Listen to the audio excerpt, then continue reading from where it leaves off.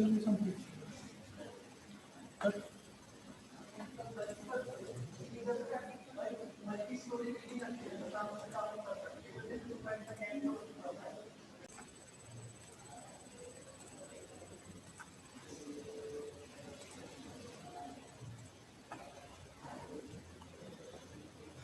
good afternoon. Good afternoon, sir. Good Good afternoon. Yes, afternoon. yes, good afternoon, good afternoon. Okay, so today we'll see the next point. So total we have covered 2 points, disciplines of civil engineering and role of civil engineer. That 2 points of first unit first we have covered. So the third point is the relevance of civil engineering branch with other branches. It means what is the main role of uh, civil engineer or civil engineering branch in the other branches. Other branches म्हणजे civil इंजिनिअरचं काम काय आहे किंवा या ब्रँचचं work कसं आहे. So we will see first mechanical engineering branch. In the mechanical engineering branch, what is the role of civil engineering branch? So the first point is construction of workshop for business purpose. If you see,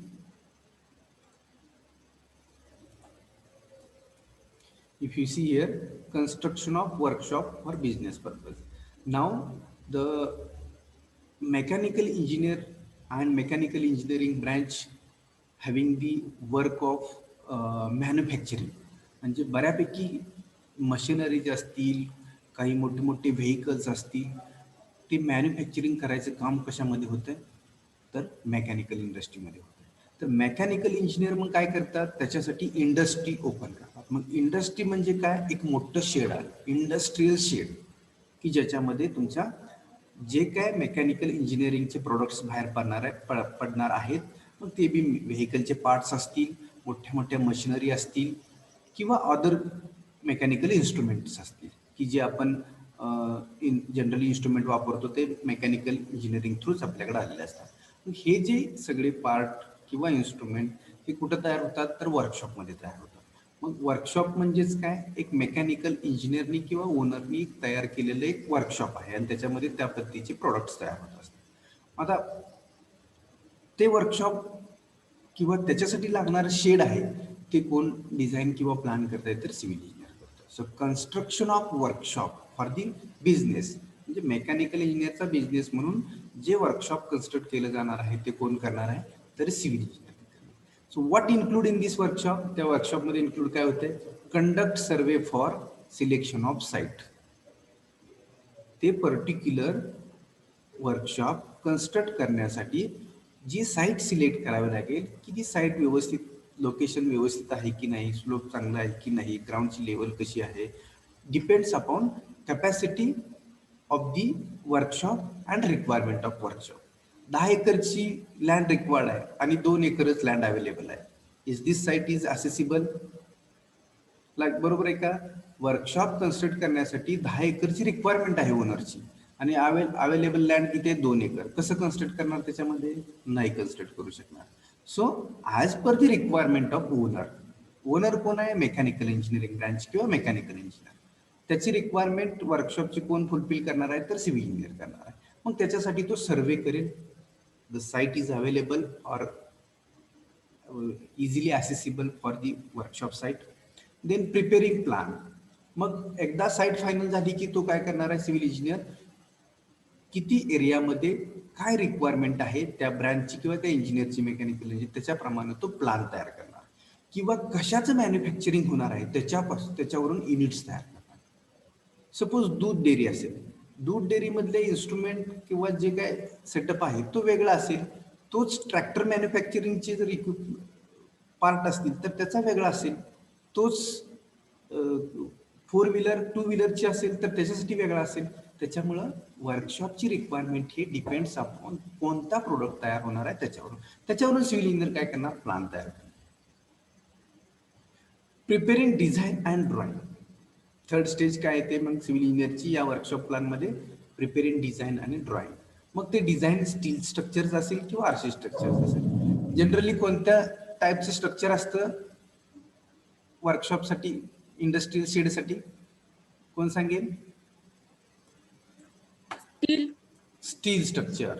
बरोबर आहे. आपण बघितलं आतापर्यंत ज्या ज्या industry मोठ्या मोठ्या आपण पाहिल्या तिथं कसं असतात, मोठे आय सेक्शन्स असतात, पत्रा असतो वरती, म्हणजे स्टीलचे स्ट्रक्चर असतात. स्टील नाही रे, that erected by the civil engineer. मग प्रिपेरिंग ड्रॉइंग अँड डिझाईन हा पार्ट पण परत सिव्हिल इंजिनिअरिंग मध्ये. मग त्यातलं ते डिझाईन अँड ड्रॉइंग करत असताना ते स्टीलचे स्ट्रक्चर आहे की कॉन्क्रीटचं स्ट्रक्चर आहे. आरसीसी म्हणजे रेनफोर्स्ड सिमेंट कॉन्क्रीट, आरसीसी. मग depends upon this civil engineer can construct. Requirement काय आहे? जनरली वर्कशॉप हे स्टील स्ट्रक्चरचं असतं. का? कोण सांगेल? स्टील स्ट्रक्चरच का असेल? जास्त स्पेस उपलब्ध होतो त्यामध्ये. करेक्ट. कारण का वर्कशॉप म्हणजे खूप मोठे मोठे स्पेअर पार्ट तयार होत असतात किंवा एखादं मशिनरी लागत असतात तिथं ते तयार करताना पण. मग जास्त स्पेस उपलब्ध आपल्याला स्टील स्ट्रक्चरमध्ये होतो. त्याचं रिझन काय? तर स्टील हे अशा क्वालिटीचं मटेरियल आहे की ते त्याची लेंथ जास्त ठेवून आपण त्याची टेन्साईल किंवा ड्युरेबिलिटी जास्त आहे ॲज कम्पेअर टू कॉन्क्रीट. कॉन्क्रीटला जितका स्पॅन वाढवल तेवढी ती बीम असते वरती, आपण बघतो स्लॅबच्या खाली बीम असते, ती बीमची डेप्थ वाढत जाते. बीमची डेप्थ वाढली की काय होतं? तर आपल्याला आतला वापरायचा स्पेस कमी मिळतो किंवा 2 कॉलमच्या मधलं अंतर कमी राहतं कॉन्क्रीट स्ट्रक्चरमध्ये. मग त्याच्यामुळं जनरली इंडस्ट्रियल सेटला स्टील स्ट्रक्चर वापरतात की जिथं आतला स्पॅन आपल्याला जास्तीत जास्त वापरायला मिळावं. That is the reason behind the steel structure. Then preparing estimate for the workshop. आता वर्कशॉप बिल्डिंग कन्स्ट्रक्ट करायचे म्हटल्यानंतर आपल्याला त्या ओनरला, मेकॅनिकल इंजिनिअरिंगला ब्रँचला किंवा मेकॅनिकल इंजिनिअरला काय करून द्यावं लागतं? किती वर्कशॉपसाठी खर्च येईल डिपेंड्स अपॉन त्या इंजिनिअरची रिक्वायरमेंट काय आहे. तो वर्कशॉप किती जागेत करणार आहे, त्याची रिक्वायरमेंट काय आहे, किती रूम्स पाहिजेत, त्याच्यावरून सिव्हिल इंजिनियर काय करून देतो? त्याला एस्टिमेट तयार करून देतो. Then supervision and monitoring of entire construction. Plan झालं, डिझाईन केलं, त्याचं एस्टिमेट केलं, आता ते एंटायर कन्स्ट्रक्शन करणं सुद्धा सिव्हिल इंजिनियरचाच रोल आहे. आणि एकदा कन्स्ट्रक्शन झाल्यानंतर, वर्कशॉप बिल्डिंग तयार झाल्यानंतर मग पुढचं मॅन्युफॅक्चरिंग एक्झिक्युशन जे आहे ते मेकॅनिकल इंजिनिअरिंगच्या थ्रू तिथं होणार आहे. म्हणजे परत supervision and monitoring bye the civil engineer. आलं लक्षात सर्वांच्या हा पॉइंट? काय मेकॅनिकल इंजिनिअरिंग मध्ये रोल आहे सिव्हिल इंजिनियरचा? हा, या पद्धतीनं तो वर्कशॉप कन्स्ट्रक्ट करू शकतो. त्यानंतर आणखी पण काही स्ट्रक्चर्स आहेत की जे सिव्हिल इंजिनियर मेकॅनिकल मध्ये कन्स्ट्रक्ट करू शकतो. Design the foundations for the machineries. आपण पाहिलेले आहेत बऱ्याचशा मशिनरीज असतात. फॉर एक्झाम्पल, एक छोटंसं एक्झाम्पल घेऊ. सगळ्यांना पिठाची गिरण माहित आहे? माहित आहे ना सर्वांना? मग तिथं आपण काय करतो? ओके, तिथं जे आपलं धान्य आहे ते आपण वरून टाकतो, आतमध्ये ते काय होतंय? क्रश होत आहे, त्याची पावडर म्हणजेच आपलं पीठ बाहेर येत आहे. ती मशीन बाय दी कुणी बनवलेली आहे? By the mechanical engineer. Okay. मग आता ती मशीन अशीच जागेवर एका ठेवली आणि एवढा लोड त्याच्यावर दिला, मोटरचं व्हायब्रेशन्स असतात, तर काय होईल? पडून जाईल. त्याला फाउंडेशन लावलं पाहिजे खाली. म्हणजे ती मशीन कॉन्क्रीटचा एक खाली ब्लॉक तयार करायचा, त्याच्यातून नट काढायचे खालून वरती, की ज्या मशीनला मेकॅनिकल इंजिनियरने अरेंजमेंट दिलेली असते नट लावायला, आणि त्या नटा खालून आलेले नट आणि वरून मशीन बसून बोल्टने आपण पॅक करतो. म्हणजे design the foundations for the machinery. मी खूप सिंपल एक्झाम्पल दिलं. अशा इंडस्ट्रीमध्ये खूप साऱ्या मशिनरीज आहेत की ज्याच्यावरती मोठमोठे प्रोडक्ट पार्ट्स तयार केले जातात आणि तिथं फाउंडेशन खूप इम्पॉर्टंट असतं, बिकॉज मशिनरीचे खूप व्हायब्रेशन्स असतात. तर आपण सगळे फॅमिलियर आहेत, कुठलीही मशीन घ्या, ट्रॅक्टरमध्ये बसला तरी सुद्धा व्हायब्रेशन्स होतातच का नाही? ट्रॅक्टरचे इंजिन चालू झाल्यानंतर. म्हणजे एक उदाहरण घेतलं आपण, तर एक जनरल उदाहरण घेतलं. अशा खूप साऱ्या मशिनरी आहेत की जिथे प्रोडक्ट तयार होत असताना फाउंडेशनला खाली जमिनीवरती व्हायब्रेशन येतात, त्यामुळे ती मशीन जमिनीमध्ये फिक्स करून ठेवणं खूप गरजेचं आहे. So the design of foundations for machinery is the one of the role of the civil engineer in the field of mechanical engineering. Mechanical engineering मध्ये सिव्हिल इंजिनियरचा फाउंडेशन डिझाईन करण्यासाठी मशिनरीसाठी सुद्धा खूप मोठा रोल आहे. ओके, अशा खूप साऱ्या एक्झाम्पल्स आपण घेऊ शकतो इंडस्ट्रीमधल्या. Then construction of roads, railway tracks for vehicle or train. Vehicle train is the facility for all people. But the good road or good railway track is the necessity of civil engineering. ते तयार करून देणं चांगल्या पद्धतीचा road त्या व्हेकलसाठी is the responsibility of or role of the that civil engineer. So व्हेकलसाठी किंवा ट्रेनसाठी चांगला ट्रॅक किंवा रोड कन्स्ट्रक्ट करणं as per the capacity of vehicles. व्हेकलच्या कॅपॅसिटीप्रमाणे त्यांना रोड्स किंवा रेल्वे ट्रॅक बनवून देणं is the role of civil engineer in the field of mechanical engineering. So this types of work civil engineer can contribute in the field of mechanical engineering. आलं लक्षात काय करता येतं जनरली सिव्हिल इंजिनियरला मेकॅनिकल इंजिनिअरिंग मध्ये? सर्वांच्या आलं लक्षात? Yes, sir. Okay. So yes. So now we will go to the next branch now.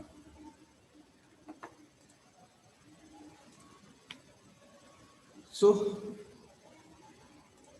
the next branch is the electrical engineering branch. First we saw the mechanical engineering branch. Now second is the electrical engineering branch. So what type of structures the civil engineer has to construct in the electrical? The first is the construction of transmission tower. पाहिलेत सर्वांनी towers? Transmission tower पाहिलेत मोठे मोठे जिथं आपल्या electric सप्लायच्या cables कशावरती rest असतात? त्या towers वरती रेस्ट असतात. सर्वांनी आपण पाहिलेले आहेत. आता आपण छोटे छोटे टावर आपल्या विलेज मध्ये पाहिलेत, पण तुम्ही खूप मोठे टावर्स पाहिले असतील की ज्याच्यामधून खूप हेवी कितीतरी किलोवॅटच्या इतक्या जी इलेक्ट्रिसिटी आहे ती त्यातून सप्लाय होत असते. मग त्याच्यासाठीचं फाउंडेशन आणि तो टावर कन्स्ट्रक्ट करण्याचं काम सिव्हिल इंजिनियरकडे आहे. इलेक्ट्रिकल इंजिनियर चा रोल नंतर येतोय की इलेक्ट्रिसिटी किती व्होल्टेजचा सप्लाय त्या केबल्स मधून पोहोचवायचा आहे. That is the role of electrical engineer after the construction of foundation and tower. Now my one question for you. Electricity कुठल्या कुठल्या वेजनी आपण तयार करतो? इलेक्ट्रिसिटी कोणकोणत्या वेजनी आपण तयार करतो? Air, water. Water. Okay, water प्रेशरने आपण तयार करतो डॅमच्या खाली पॉवर जे पॉइंट जनरेशन पॉइंट. ओके, नंतर solar. Okay, Solar. Then solar energy. Air. Wind म्हणजेच एअर. Again coal. कोळसा, sir. Correct, coal. कॉईल. कोळसा. ओके. मग सध्या जास्तीत जास्त कोणत्या वेनी आपण इलेक्ट्रिसिटी जास्त जनरेट करतो? Air and water. पाणी. कोळसा. कोळसा, sir. कोळसा. कोळसा. कोळसा. ओके, कुठे भेटतो? आणि जनरली महाराष्ट्रात कुठे भेटतो? ठीक आहे, Chandrapur. Correct. Chandrapur district Yes, sir. मध्ये कोल म्हणजेच त्याला आपण औष्णिक ऊर्जा म्हणतो की जो जास्त भेटतो. मग आपल्याकडे सगळ्यात जास्त एनर्जी इलेक्ट्रिसिटी त्या एरियातून येते. आणि दुसरं म्हणजे वॉटर. दोन, एअर आणि सोलार याचं प्रमाण कमी आहे, तेवढ्याच एरियापुरती आपण ती वापरू शकतो पर्टिक्युलर एरियासाठी. पण मॅक्सिमम जी इलेक्ट्रिक एनर्जी आहे ती electric energy through water and through coal. मग आता विचार करा, पूर्ण महाराष्ट्राला जर इतकी इलेक्ट्रिसिटी लागत असेल तर जनरेट कुठं करतोय आपण? कोळसा ऑब्विसली भेटतोय चंद्रपूरमध्ये जास्त. मग तिथून जनरेट केल्यानंतर ती ट्रान्सफर कशी होणार आहे? Through transmission tower. बरोबर आहे का?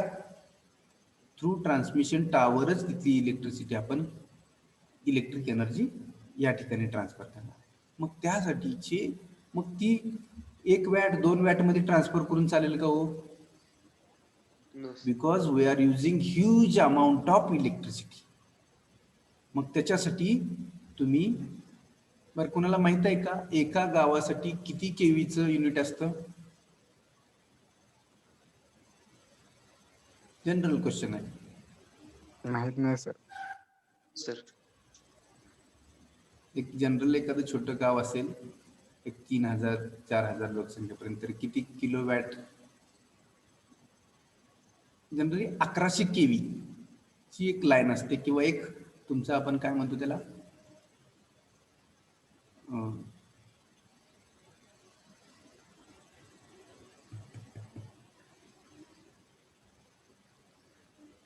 डेपो. डेपो, पण ते बसवलेलं जे युनिट असतं डीपी आपण मराठीत, ट्रान्सफॉर्मर आहे, करेक्ट. तो ट्रान्सफॉर्मर जो आहे तो 1100 केवीची लाईन तिथं स्टोअर केलेली असते, ट्रान्सफॉर्मर, करेक्ट माय फ्रेंड. आणि त्या ट्रान्सफॉर्मरला मग जर पर्टिक्युलर एखाद्या विलेजला जर तेवढी इलेक्ट्रिसिटी द्यायची असेल तर थ्रू त्या ट्रान्सफॉर्मर त्या विलेजमध्ये तेवढी इलेक्ट्रिसिटी तिथं स्टोअर करून ठेवली असते. आणि मग तिथून ती डिस्ट्रीब्यूट झाल्यानंतर कुणाला जेवढी किती वॅट पाहिजे त्या पद्धतीनं त्या पर्टिक्युलर घरी किंवा पर्टिक्युलर एखाद्या लोकेशनला किंवा एखाद्या मशिनरीला त्या पद्धतीनं ती ट्रान्सफर होत राहते. मग ही सगळी एनर्जी, आता आपला ट्रान्समिशन टावरचा विषय आहे, आपण पाठीमागे जाऊन पुढे जाऊन परत आता पाठीमागे येऊया. सो ट्रान्समिशन टावरसाठी टावर थ्रू आपण खूप साऱ्या ह्यूज अमाऊंट ऑफ प्रमाणामध्ये इलेक्ट्रिसिटी और इलेक्ट्रिक एनर्जी ट्रान्सफर करतो. मग आता जसं आपण एक्झाम्पल घेतलं, चंद्रपूरवरून जर आपल्या महाराष्ट्रात मुंबईला जर यायचं असेल ती एनर्जी, तर आपल्याला खूप मोठ्या हेवी लाईन्स इलेक्ट्रिक सप्लायच्या किंवा इलेक्ट्रिक एनर्जीच्या आपल्याला अरेंज कराव्या लागतील. आणि त्या थ्रू आपण कशा करतो तर ट्रान्समिशन टावर. मग इतका सारा वेट किंवा लोड असतो, कारण का केबल्स स्ट्रेच केले असलेल्या पाहिले सर्वांनी, ज्या केबल्स असतात त्या टावरला स्ट्रेच केलेल्या असतात, म्हणजे टावरवरती सुद्धा त्याचा लोड कितीतरी येत असतो. मग तो टावर प्लस त्याचं फाउंडेशन, ह्याची कॅपॅसिटी त्या केबलच्या स्ट्रेच केलेल्या कॅपॅसिटीवरून टावरची कॅपॅसिटी किंवा टावरचा फाउंडेशन वरती येणारा लोड हा कॅल्क्युलेट केला जातो आणि त्याचं कन्स्ट्रक्शन केलं जातं बाय दी सिव्हिल इंजिनियर. मग ह्याच्यामध्ये परत आणखी काय केलं जातं, again conduct survey for selection of alignment. Alignment means what, आपण डिस्कस केलं होतं एका लेक्चरमध्ये पाठीमागं. अलाइनमेंट म्हणजे काय तर ट्रान्समिशन टावरची सेंटर लाईन. चंद्रपूर ते मुंबई यायचं म्हटलं तर काहीतरी एक लाईन फिक्स करावी लागेल, थ्रू लाईन आपण आलो पाहिजे, तर त्याची अलाइनमेंट फिक्स करणे. That is the role of civil engineer in the field of electrical engineering for the construction of transmission tower. Selection of alignment म्हणजे एक लाईन फिक्स करणे. Preparing plan, foundation plan prepare करायला पाहिजे transmission टावरसाठी. Again preparing design and drawing. Always transmission tower कुठल्या टाईपचे material वापरलं जातं, ट्रान्समिशन टावरसाठी स्टीलच वापरतो आपण, बरोबर आहे. सर्वांनी टावर पाहिलेले आहेत, स्टीलचेच मटेरियल असतात. इन्क्लाइन मेंबर एकमेकाला कनेक्ट करत खूप हाईटचे आपण टावर तयार करतो, बरोबर आहे. So preparing design and drawing. तर डिझाईन म्हणजेच काय करतो, जर या पद्धतीचा तुमचा असा टावर असेल, बरोबर आहे, टावर असाच असतो ना, पाहिलंय सर्वांनी. Yes sir. मग हे जे सगळे मेंबर्स दिसतात, हा एक मेंबर आहे, हा एक इन्क्लाइन मेंबर, याच्यावरील फोर्सेस काढले जातात थ्रू केबल. पूर्णपणे या टावरवरती किती टेन्साईल फोर्स, आता इथं अशा केबल्स असतात, बरोबर आहे, या पद्धतीने अशा केबल्स असतील. ही केबल परत दुसऱ्या टावरला इकडे अशी एकापेक्षा जास्त केबल्स असतात. तर या केबल थ्रू काय होत असते तर ह्याच्यावरती टेन्साईल फोर्स, म्हणजे केबल्स यांना खेचत असतात, कारण का ह्याच्यावरती आपण टेन्साईल फोर्स अप्लाय केलेला असतो केबल्सवरती. आणि त्याच्यावरून हे जे पार्ट आहेत सर्व, हे जे मेंबर्स आहेत स्टीलचे, मग अँगल सेक्शन, चॅनल सेक्शन, त्याच्यावरती फोर्सेस येत राहतात. टेन्साईल कॉम्प्रेशन एकामध्ये, आता इकडच्यात मध्ये जर टेन्शन आला तर बाकीच्या मध्ये कॉम्प्रेशन येऊ शकतो, बिकॉज एकमेकाला कनेक्ट असतात. मग त्या फोर्सेससाठी डिझाईन केलं जातं. प्रत्येक फोर्स मेंबरमध्ये फोर्स किती येईल, एवढा जर लोड असेल केबलवरती तर याच्यामध्ये किती फोर्स येईल. So that is the design and drawing of that structure. Then preparing estimate for tower. टॉवरसाठी पण एस्टिमेट तयार करावं लागेल. प्रत्येक टॉवरची कॉस्ट किती येईल त्याच्यावरून फ्रॉम चंद्रपूर ते Mumbai if we have to construct the tower line how much cost will be. Simple आहे ते कॉस्ट काढता येते. Civil engineer can calculate this cost and then supervision and monitor of entire construction. ते tower construct होत नाही तोपर्यंत civil इंजिनियरचा role तिथं राहतो. आणि त्यानंतरच मग इलेक्ट्रिकल इंजिनियर केबल्स प्रोव्हाइड करून सप्लाय करायचं काम करतो. आलं लक्षात? Same second structure, construction of hydro power generation plant. हा झाला transmission tower. Second, construction of hydro power generation plant, की इलेक्ट्रिक एनर्जी तयार करण्यासाठी आपण वॉटरचा उपयोग करतो, की जनरली डॅमच्या शेजारी हायड्रो पॉवर, हायड्रो म्हणजेच पाण्याचा वापर, म्हणून त्याला हायड्रो पॉवर असं म्हटलेलं आहे. पाण्याचा प्रेशर टर्बाईन वरती देऊन आपण शाफ्ट फिरवून त्याच्यावरून आपण इलेक्ट्रिक एनर्जी तयार करत असतो. So that we are calling as a hydro power generation plant. त्याच्यामध्ये पण same, conduct survey for the selection of site, preparing plan, again preparing design and drawing, preparing estimate and supervision. Same parameters here also civil engineer has to construct. So transmission tower, construction of transmission tower, construction of hydropower generation plant. So the civil engineer is required to construct this. आलं लक्षात? Yes, sir. Okay. Yes. Now next branch you will see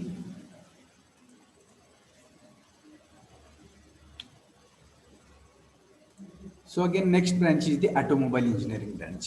So automobile and mechanical, both similar, but in the automobile only vehicle part is coming. In the automobile engineering, only two-wheeler, four-wheeler vehicle part is coming. In the mechanical is very vast field. कारण का त्याच्यामध्ये all types of machineries and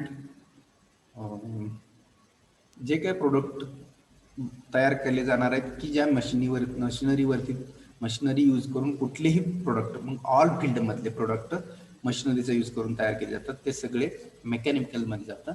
automobile इंडस्ट्रीमध्ये किंवा automobile engineering मध्ये व्हेकल्सचा part येतो फक्त, two wheeler, four wheeler. So same here, design and construction of workshop as similar to mechanical engineering.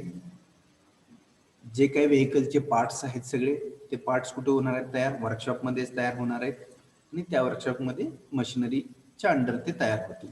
Same, conduct the survey for selection of site, preparing the plan, preparing design and drawing, preparing estimate, supervision and monitoring of entire construction. So under these 4-5 categories or parameter, civil engineer can construct the workshop for the automobile industry or automobile engineering branch. Construction of workshop. Then metallurgical engineering branch. This is also related to mechanical. Mechanical मध्येच automobile पण part येतो. Branch different आहे but similar part मेकॅनिकलचाच आहे. Metallurgical engineering branch, it means design of furnace location. Design of furnace location it means what? Metallurgical मध्ये काय होतं की थोडक्यात अशा वेगवेगळ्या पद्धतीचे साचे तयार केले जातात. म्हणजे समजा प्लास्टिक बॉटल तयार करायची, एक्झाम्पल, प्लास्टिकची बॉटल तयार करायची, तर प्लास्टिक बॉटल तयार करण्यासाठी जे मशीन आहे त्या मशीनला शेप दिले जातात. कशाचे? बॉटलचे शेप दिले जातात, आणि ते मात्र कुठं तर स्लॅब लेवलला फिक्स केले जातात. तुम्ही बॉटल तयार करताना किंवा एखादं आपण जे कोल्ड ड्रिंक्स घेतो, मग त्याच्यामध्ये तुमचं स्प्राईट असेल, हे जे तयार होत असताना त्याची प्रोसेस आहे. एका ठिकाणी बॉटलचं टोपण तयार होतं, एका ठिकाणी बॉटल तयार होते, तिथून पुढे लिक्विड येतं. ही जी प्रोसेस असते पूर्णपणे लिक्विड भरून पॅक होऊन बाहेर पडेपर्यंत, याच्यामध्ये सिव्हिल इंजिनिअरिंगला प्रत्येक ठिकाणी जे पार्ट आहेत ते पार्ट वरती स्लॅबला वगैरे फिक्स केलेले असतात. मग ते फिक्स करून तो मोल्ड त्या ठिकाणी स्लॅबला फिक्स करून लटकवलेला असतो की जिथं तिथं जी ती प्रोसेस होत गेली पाहिजे. म्हणजे फर्नेस लोकेशन म्हणजेच जो मोल्ड आहे तो मोल्ड त्या त्या ठिकाणी स्लॅबला अटॅच केलेला असतो आणि तिथून ते पुढची प्रोसेस. आता मेकॅनिकल जो प्रोसेसचा पार्ट आहे तो रोल सिव्हिलमध्ये येत नाहीये. ते युनिट्स कुठं कसे फिक्स करायचे तो रोल सिव्हिलमध्ये येतोय. म्हणजे किती डिस्टन्स वरती कुठला पार्ट फिक्स करायचा की जिथं बॉटलचं टोपन होईल, तिथून किती डिस्टन्स वरती कोणता पार्ट फिक्स करायचा की जिथं लिक्विड बॉटलमध्ये ओतलं जाईल, तिथून पुढं असा जो पार्ट आहे. तुम्ही व्हिडिओज वगैरे पाहिले असतील की एखादी मॅन्युफॅक्चरिंग कसं होतं एखाद्याचं, त्या प्रोसेसमध्ये सिव्हिल इंजिनिअरिंगला फर्नेस लोकेशन म्हणजे त्या पर्टिक्युलर पॉइंटचं लोकेशन फिक्स करण्यासाठी सिव्हिल इंजिनिअरचा रोल येतो. Metallurgical engineering. आलं लक्षात? Yes, sir. Okay. Now,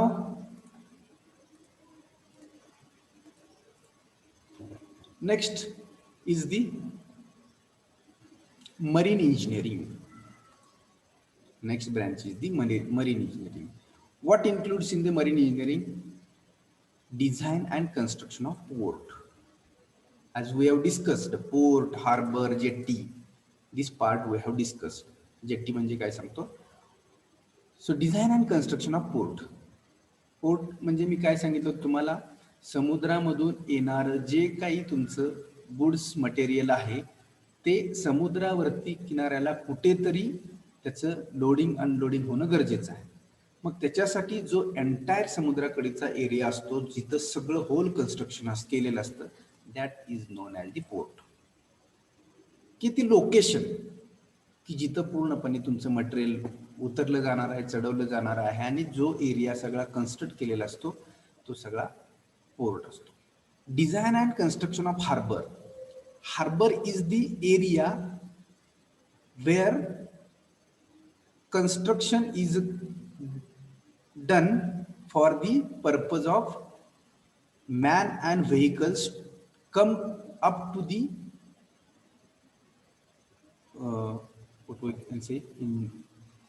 मराठीमध्ये आपण किनाऱ्यापर्यंत जे काही लोक व्हेकल्स समुद्र किनाऱ्यापर्यंत पोहोचायसाठी जे काय समुद्र किनाऱ्याच्या कडेने सगळं कन्स्ट्रक्शन केलेलं जे स्ट्रक्चर आहे त्याला आपण हार्बर म्हणतो.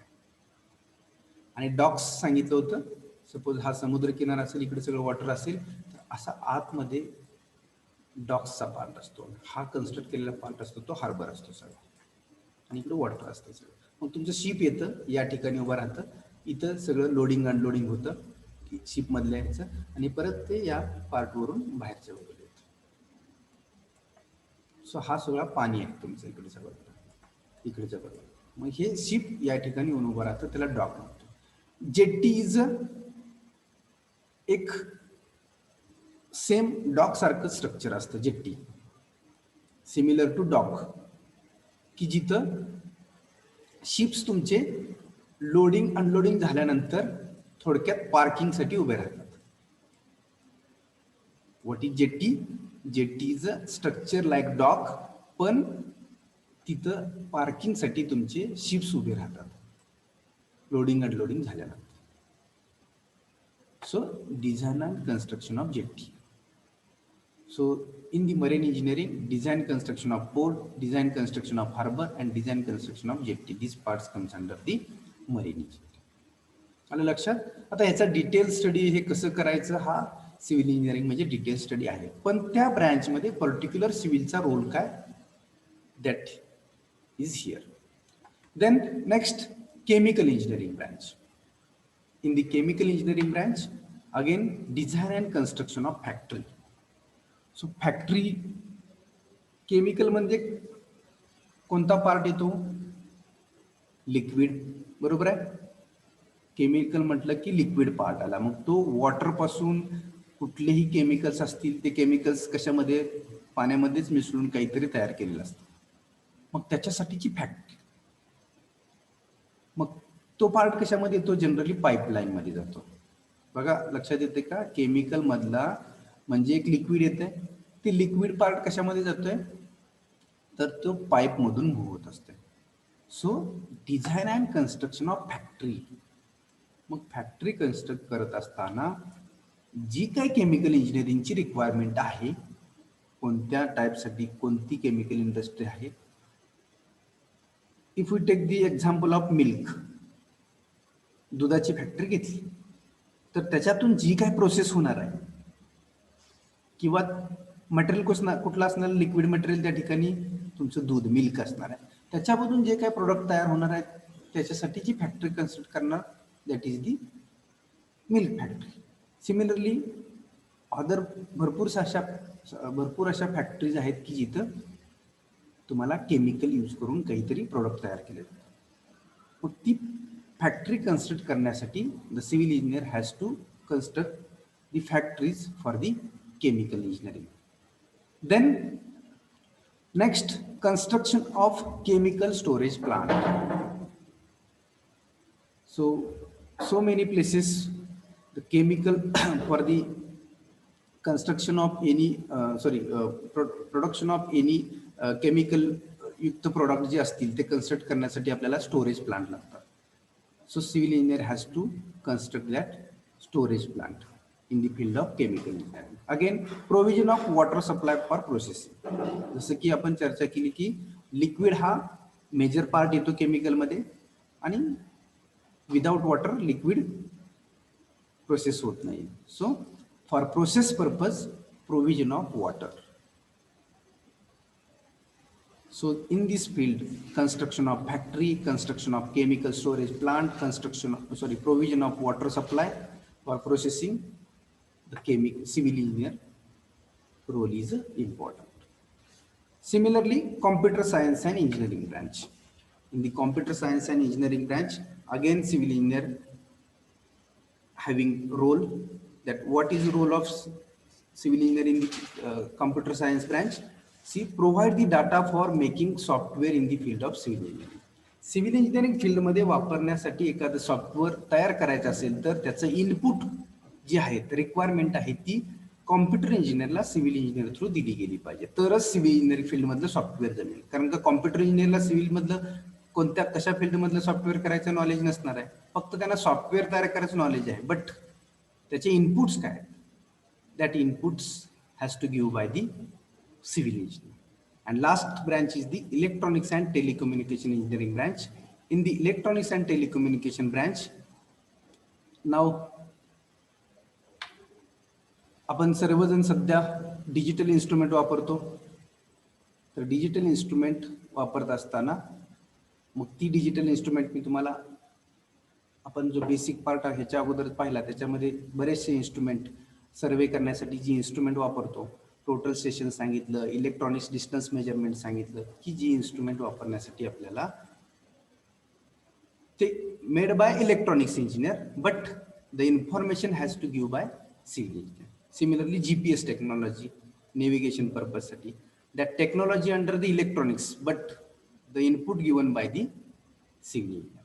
So like this civil engineer is working in the various other branches like in the electronics, in the computer, in the chemical, marine, mechanical, automobile industry.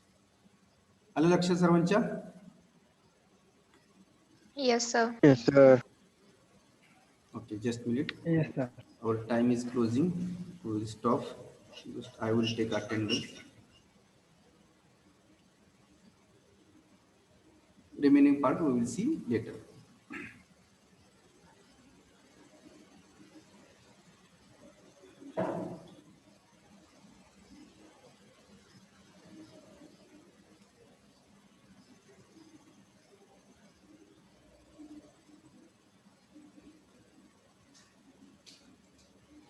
Okay, we will stop here today.